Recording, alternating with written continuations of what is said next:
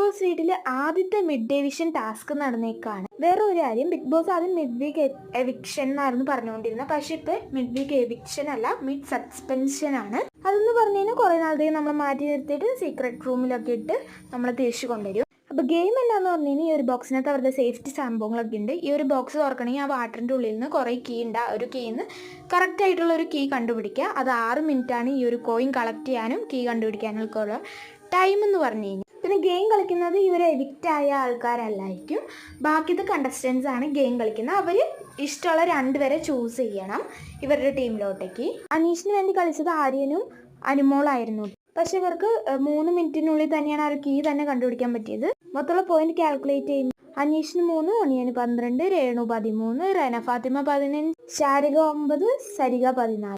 അപ്പോൾ നിങ്ങൾക്ക് ഇതിൽ ആര് ഹൗസിൽ നിൽക്കണം എന്നാണ് ആഗ്രഹം? ജസ്റ്റ് കമൻറ്റൊക്കെ അടുത്ത ലൈവ് അപ്ഡേറ്റ് ആയിട്ട് വരും. പിന്നെ നാളെ സബ്സ്ക്രൈബ് സപ്പോർട്ട് ചെയ്യാം. ബൈ.